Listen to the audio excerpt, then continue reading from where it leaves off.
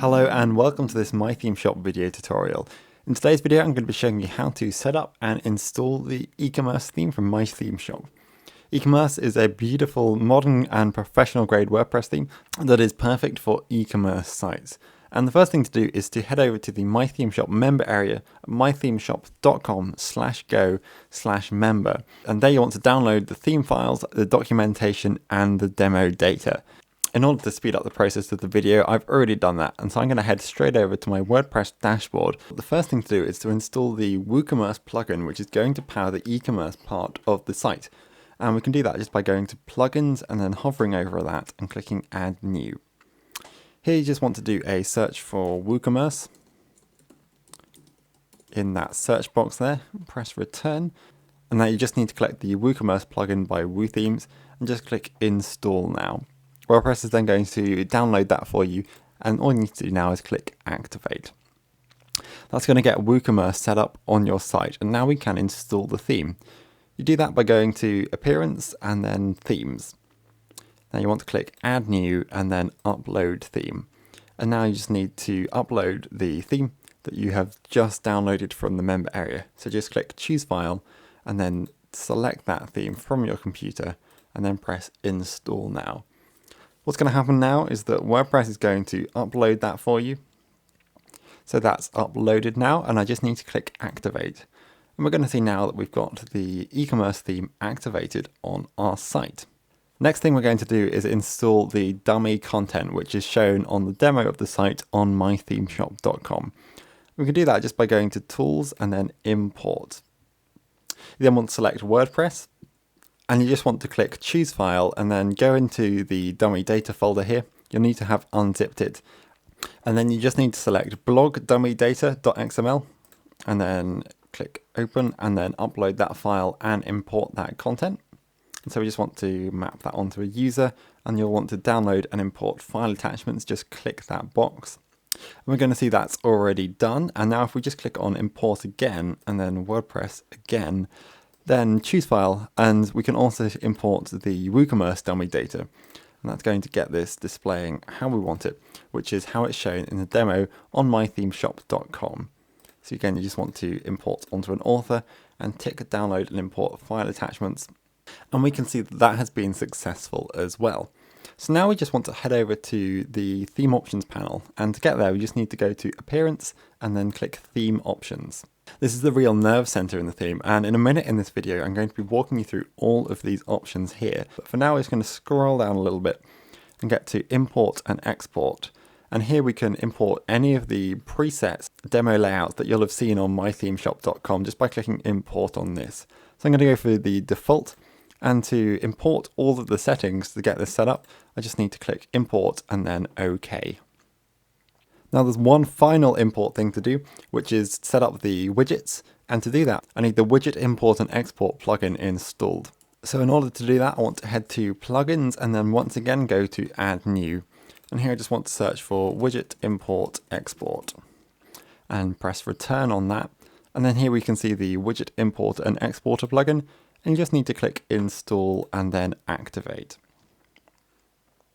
Now that we can go to tools and then click on widget importer and exporter, and if we click choose file, then in the dummy content folder we're going to see that we've got 5 of these corresponding to the 5 layouts. As I've got the first layout, the default one, then I just need to select this file, which is the .wie file, which will be the widgets for us. So I'm just going to click open and then import widgets. And we can see that that has been successful. So now if we have a look at our site, then you can see we've got the site looking exactly how it does on mythemeshop.com. And we can now get on with the real interesting stuff, which is getting this set up with your own content and showing you how to customize all of this. So if we just head back to the WordPress dashboard again, then we're going to want to hover over appearance and then click theme options once again. As I mentioned before, this is the real mission control center of your MyThemeShop theme, and it's here that we're going to make everything happen with the theme. So on this first general settings page, you've got options for your logo, your favicon, a touch icon, which will be displayed on iOS 2 Plus and Android 2.1 Plus devices, a Metro icon for Internet Explorer 10, and all of these are images which you can upload just by clicking Browse, and then dragging and dropping the image you want to display, and then once that's uploaded, just click Insert. And that's going to upload it for you. So I've got my logo and favicon already added here, but you can of course just click Remove in order to add your own here. So you would just click Browse and then drag and drop your favicon there. Really easy to change those. You can also add your Twitter username here, which in my case is just MyThemeShop, and you can just add that in, just type that in, and the theme is going to do the rest of that for you, as well as your feed burner URL. You can also add some code to your header, which might be things such as Google Webmaster Tools, Bing Webmaster Center, Alexa verification, that kind of thing. That's going to go before the closing head tag. And you also have the same option but for the footer. So this would be code such as Google Analytics, Clicky, Stack Counter, those kinds of things. And you've got these two boxes to insert those in without having to edit your theme anywhere else. You can also change the copyright text here just by using this text field, as well as turn on or off the responsiveness of the theme. So if you don't want to have a responsive theme, then you can just click off here in order to turn that off. And you can also enable or disable prefetching. So this will load other pages of the site whilst your visitor is on a single page of the site. And you can turn that on or off here. Once you've made any of those changes, then you just need to click Save Changes, and then that theme is going to save those changes for you, and you're going to see those options that you've selected immediately updated on the site. So if you just visit the site now, then you would see that all of the changes you have selected have been made. The next option down is styling options, and here you can control the visual appearance of your theme. So that's things like colors, layouts, and patterns. You'll see the first three options are to do with the primary, secondary, and tertiary colors. You can just use this color picker here in order to select the color that you want to match your branding. So you can just use this tool here to select the color that you would like, and you can do that with your secondary color. If you wish to revert, then you can just click Default, as well as the tertiary color, and you'll also see you have some presets for popular colors here. I'm just going to leave those on the default. You can also choose the default position of the sidebar, either have that on the left or on the right. This can be overwritten for individual posts in the post editor though, so you've got extra flexibility here. You can enable or disable the before footer area. So what this is this area here which shows just above your footer. And you can see that we've got a grid here. Currently this has 3 items on the grid, and you can expand that just by clicking that plus sign. And then you can edit the title, the icon here, and you've got hundreds and hundreds of icons to choose from there, as well as a description and a link if you would like one. You can also press delete if you want to get rid of any of those, as well as drag and drop in order to move those around. So say I wanted to have free delivery displaying first, and change the icon to perhaps a money sign, then I could do that there and then just click Save Changes. Now if I refresh my site, then we're going to see that that change has been reflected on the site, and we've got at the bottom on the above footer area those 3 grids, and I can add extra grid items there just by clicking New Grid Item there. So you can play around with that to get it displaying exactly how you want it. Below that you've also got the top footer area, so if we have a look at our site we're going to see that's what this section is. So it has the payment methods we're accepting, as well as some social media links. And you can see here we have listed all of those images for the accepted payment methods. And again you can expand these boxes, so you just need to click on the text for the payment method you're adding, and this has all of the popular payment methods such as MasterCard, Visa, PayPal, etc. here. You can also though add your own images if you're using an uncommon payment method, and you can do that just by clicking Browse and dragging and dropping the image there. As before, you can drag and drop these in order to move them around, as well as click Add Payment Method Image in order to add an extra icon in there. You've also got footer social icons, so these are displaying to the right hand side of those payment methods. And you've got the same style of drag and drop in order to add the icons in here. So we see we have Twitter, we can have a link, a title, and then the icon color as well. These are all very easy to use, and you can just set these up with your social media presences, as well as add any extra ones here. And you're going to see that you have a lot of social media icons available to you. So you've got every base covered there. You can also choose whether to have on or off the footer widgets. This is the widget area in the footer, and you can also choose whether to have 3 widgets, 4 widgets, or 5 widgets. And so you can select these icons here or turn them off. And then in the widget area, so under appearance and then widgets, which we'll come to later on, you can then choose the content that goes in those widget areas. You've also got the option to set a background color here using this color picker, as well as choose a background image, pattern, or gradient. So with the pattern, you can just choose any one of these preset ones. You just need to choose the one you like, click save, and that's going to be changed on the site immediately. You can upload a background image, or you can choose a gradient, and you can choose 2 colors that you'd like to fade between here using these color pickers. I'm going to leave mine on pattern with no background there, just to leave that with the white background. You can change your footer background color as well. So if we have a look at our footer, we're going to see that that's got a separate color there. You can choose what this color is using this color picker here, as well as you've got the same options. You can have a pattern, you can upload your own image, or you can have a gradient. Finally, you can add your own custom CSS, which you can add in order to make specific changes. This will override the default CSS of your theme. And you can choose whether to have on or off a lightbox, which is a stylized pop-up which allows visitors to view images on your site in a larger full screen way without leaving the site. And as always, you'll want to click Save Changes once you've made all of those changes that you want to make, and that's going to be immediately changed on the site, immediately reflected on the site. Next option to have a look at is the header. And here you can control the elements of the header section. You're going to see that you've got a number of header styles to choose from, and you can choose between these just by clicking on them and then pressing save. So if I want to have this example with the highlighted top bar, I just need to choose that, press save. If I now go to my site, hit refresh, and if we scroll back up to the top, we're going to see we've got this header style that I've just selected. And you can have that for any of those. You just need to select and then press save. You've got a couple of other options here. You can choose whether to have a floating navigation menu on or off. So this will choose whether the navigation menu comes down with the site.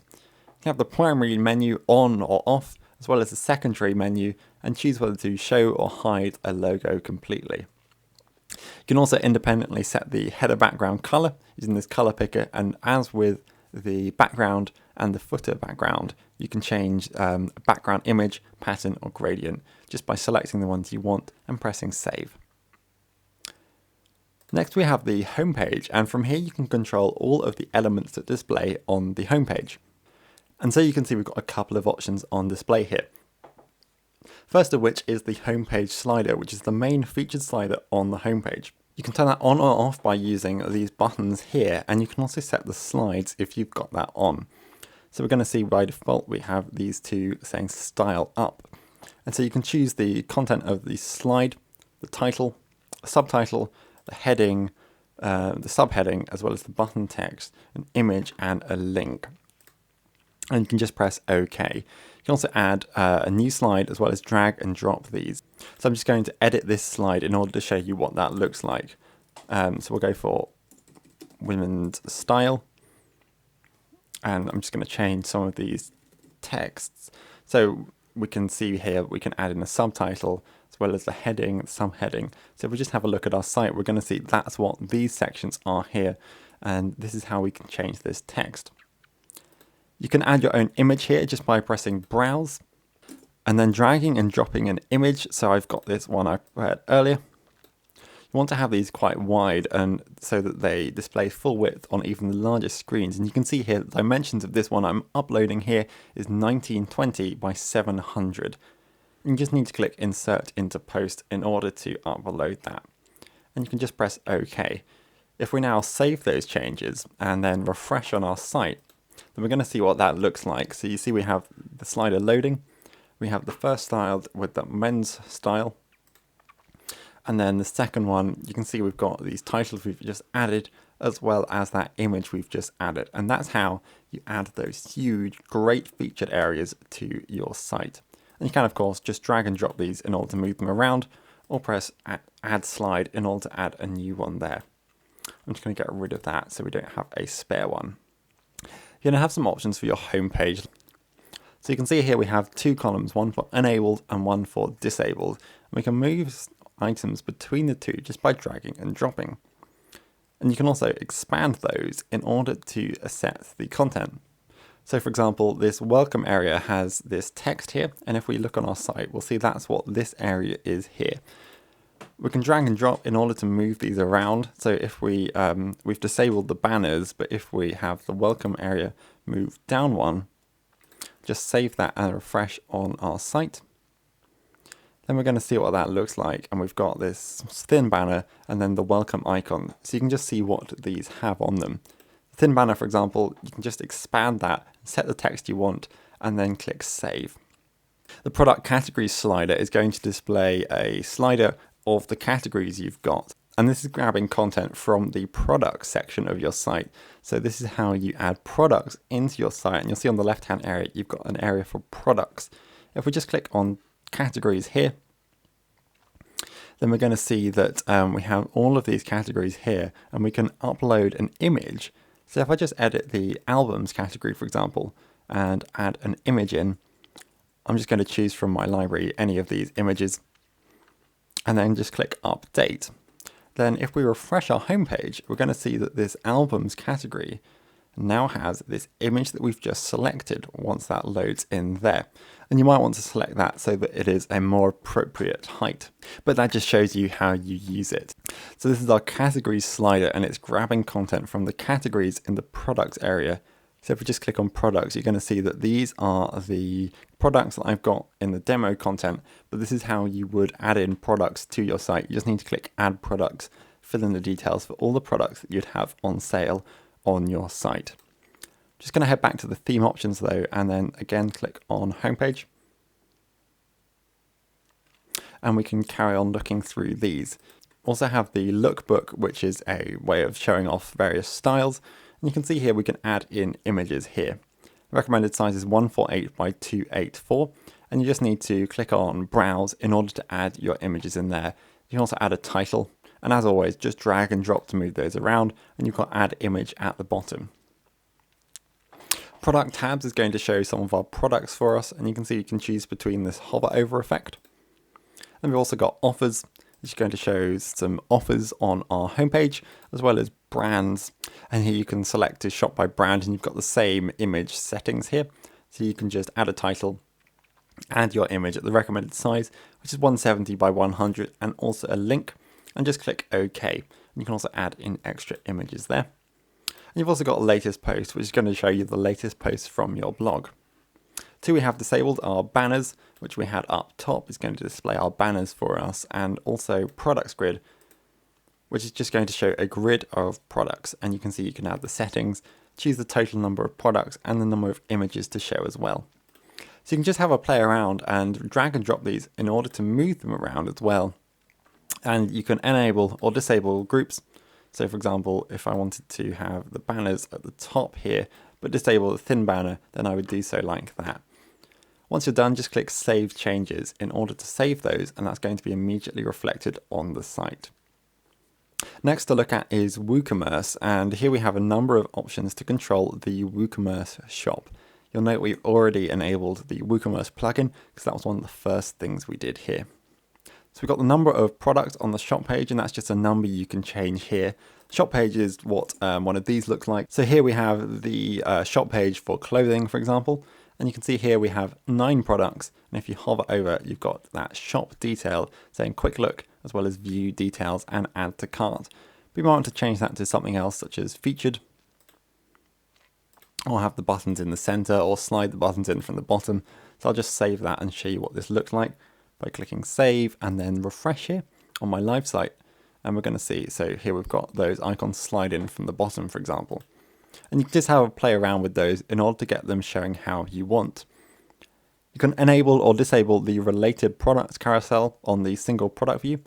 You can see we've got this related products carousel here, and you can choose whether to have that on or off, as well as the number of related products and the hover effect on that. We've also got a featured products carousel, which is similar, just with featured products, and you can enable or disable this, and you've got those same options there. You can also select the locations where the featured products carousel appears. So you've got below single product, below the cart page, below the checkout page, and below the order complete page. You can just tick or untick those in order to get that to display, as well as those same options for the hover effect. You can choose whether to mark new products as new or not, and you can turn that on or off, and set the number of days that a product is considered new just by changing this day counter here. You can enable or disable the wishlist feature. If you have this enabled, you're going to see you need a page with wishlist as the title, and the wishlist page template is required. In order to do that, you just need to go to Pages and then click Add New on your site. And you just need to add a page with the title Wishlist. And then on the right hand side, you want to select under Page Attributes the page template as a wishlist page. Just click Publish, and then that's all done, and you've got that set up as required. And you can also choose whether to have product, category, and widgets for all of them, or on a per category basis. And you can just tick these here, and these will show up in the widget areas later on. And you can just tick these to select the ones you want. As always, click Save Changes once you're done with those. And that set up the WooCommerce options. Next up then is the blog page. And if we click on the blog page tab, then here we can select the elements of the blog page. In order to set this up, you're going to want to again go to Pages and then Add New, and then just add the page with the title of blog, and then select the page template on the right hand side as blog and click Publish.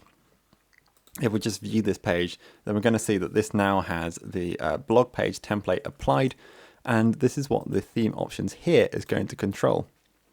You'll see first we have a pagination type. You can either have this as next, previous, 1, 2, 3, 4, or have an AX load more, or an AX also infinite scroll. So when a user gets to the bottom of the page and needs to load more posts, you can select how this is done. I'm going to leave this on numbered.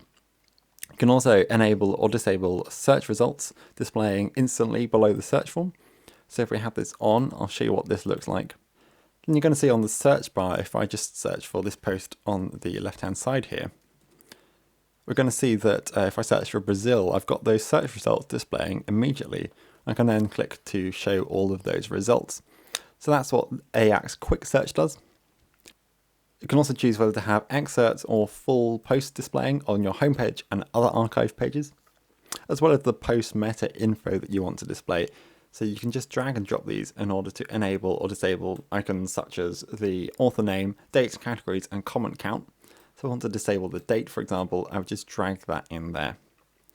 You can also disable or enable something called lazy load, which is going to speed up the loading of your site by not loading images that are not on a user's screen until that they have scrolled down far enough for them to need to load. So you can have that on or off. And you can also choose, if you have that on, whether that's for featured images and post content images. And just click Save once you're done with those, as always. Next thing we're going to look at is single posts. And from here you can control the appearance and functionality of your single post page. You can choose which content to have enabled. So you have the post content, the author box, and then you can have tags as well. And you can just use these drag and drop fields in order to have those enabled or disabled. So if I just save those changes and load up a blog post, then we're going to see I've got the tags loading at the top of the screen. So that's what these do here. You can have related posts on or off, and choose whether to have related posts sorted by tags or by category, as well as the number of related posts. You also have the meta info. So this is things such as your author name, date, categories, and comment count. And you can enable or disable these just by selecting and dragging and dropping there. You can have breadcrumbs on or off. Breadcrumbs are a way of showing your site's hierarchy for the content, and also is a little bit more search engine friendly. You can choose whether to highlight author comments by making them a different color in the comments, and choose whether to have dates in comments on or off. As always, just click Save Changes once you're done with all of those. Next up is social buttons, and here you can enable or disable the sharing buttons that appear on single posts. So you can have these above or below content, or by floating next to them, And you can also choose the social media buttons that are going to display. So you've got Facebook Share, Like, Twitter, Google+, and Pinterest by default. We also got LinkedIn and StumbleUpon. So I might drag out Facebook Liked, but add in LinkedIn, get rid of Google+, and also disable Facebook Share perhaps, just to show you what this looks like. So if I now refresh a single post, having saved that, then we're going to see that I've got these social media sharing buttons on the side of my post. And if I scroll, then those icons are going to scroll with the post as well. So that's what the social buttons does. I've also got the contact page. Here you can customize the contact page on your site. And again, you want to go to pages and then press add new. And add in a page with the title contact, and then select the page template contact page on the right hand side and just click publish, and that's going to create the contact page. So if we just view that page, we're going to see here, this is what that looks like. So we've got the map in the middle. To change the map coordinates, you just need to drop in longitude and latitude coordinates here for a full address, and that's going to display using a Google map. You've also got the contact form title, the description, and then the emails from the contact form are going to be sent to. If you leave that blank, then the admin address for your WordPress installation is going to be used. You've also got the frequently asked questions. You can have a title, description, and also the questions themselves here. So you can expand these, add the title, the question, and the answer. The title isn't something that's shown on the contact page. So you've just got the question and the answer on this FAQ section here. You can also drag and drop as usual. And also you've got an option to add in extra and delete the ones you're not using. So if I just save those changes, then that's how you set up the contact page. And if we refresh on our site, then we would see any changes that we've made reflected immediately live on the site. And this is the FAQ section and then the contact form there, as well as the map in the middle. Next option is ad management. Here we've got a number of really easy options to manage advertisements on your site. So you've got options here for below your post title and below your post content to paste in AdSense, buy-sell ads, or other ad code that you want to display on your posts. So to display below the post title, you would paste in there, and below post content, you would paste in your ad code there. You can also choose to hide the ad for a certain number of days after your post is published, so it doesn't show for immediate readers, but would show for search engine users, for example. So you can just set a number of days here, such as 5 or 10, or you can leave that to 0 to disable that feature. Next up is sidebars, and here you have full control over your sidebars. You can manage sidebars and select one for each section of your site, or you can select a custom sidebar on a per post basis in the post editor. In order to add a custom sidebar, then you want to click Add Sidebar, add a name, for example, homepage sidebar, or we might use single post sidebar. You can also just need an ID, so we have sidebar single, then press OK. And you need to save those changes now. And then that's just going to pop that into the database.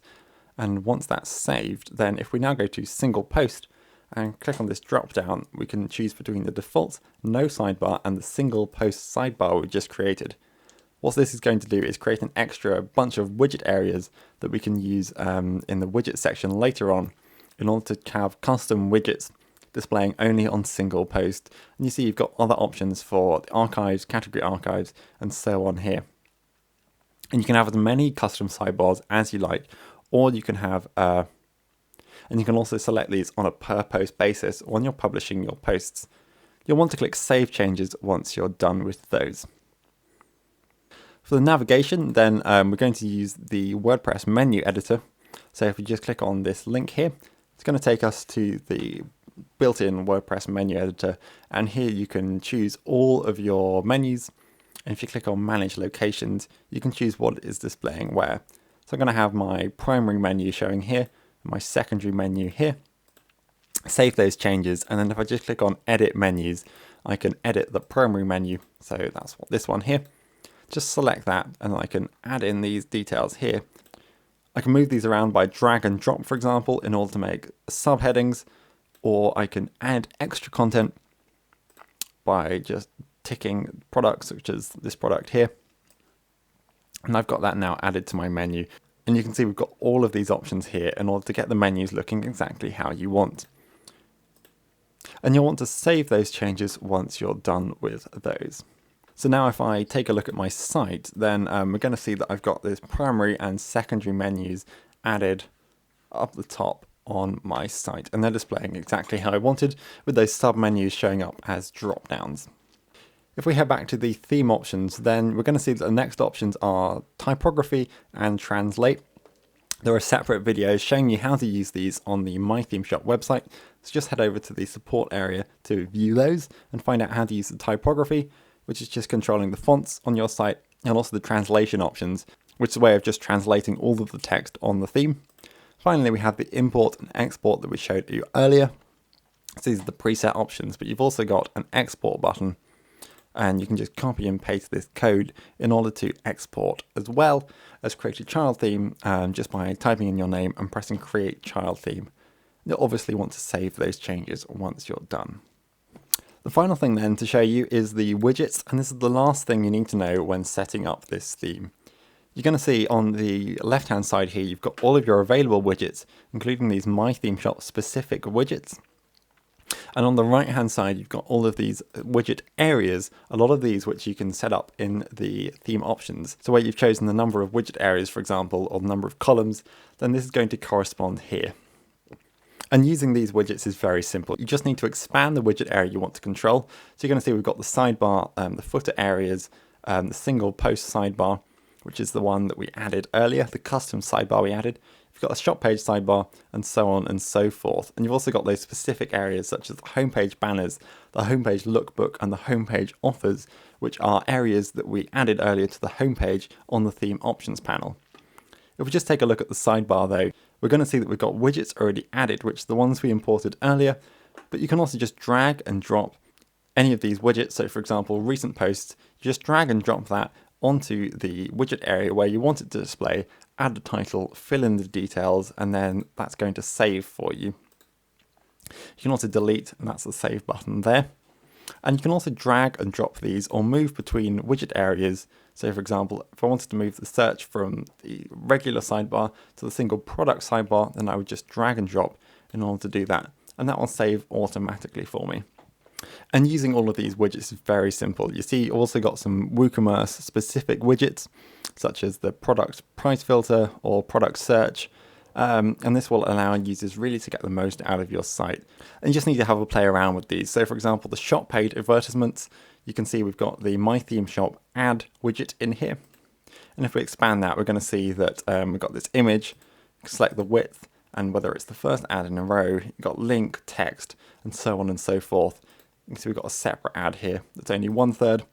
And you can just play around in order to get these displaying exactly how you want, in order to get your site showing exactly how you want it. And once we've covered widgets, then that's the final thing to look at. As you've hopefully seen, eCommerce is an extremely powerful theme, one with great potential for your site. Hopefully this video has been helpful. If you have any queries at all, then please don't hesitate to get in contact with us. Best of luck with your eCommerce site, and thank you very much for watching.